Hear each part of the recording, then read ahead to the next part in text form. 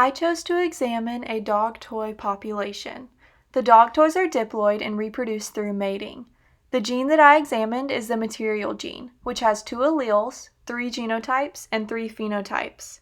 The homozygous dominant has a canvas material phenotype, the heterozygous has a rope material phenotype, and the homozygous recessive has a plush material phenotype.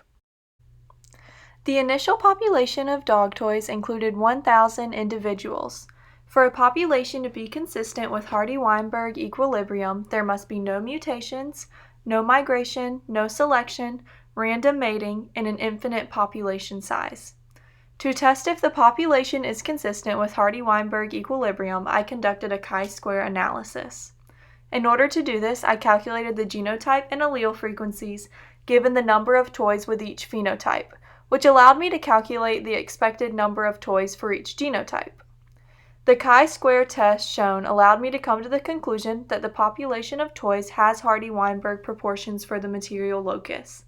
This is because the chi-square value of 0.08681 was less than the critical value of 3.841.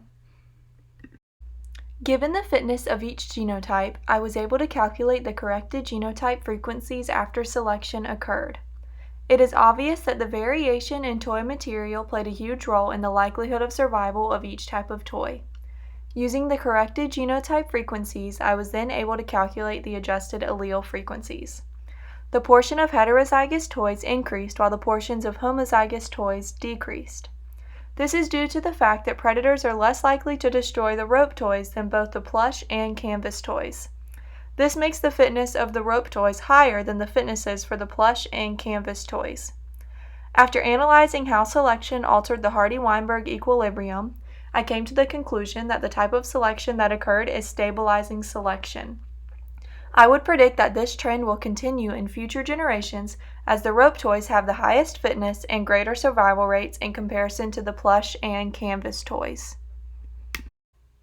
The information used to create this video was found in the Module 3 lecture slides for this class. All of the images were created by myself.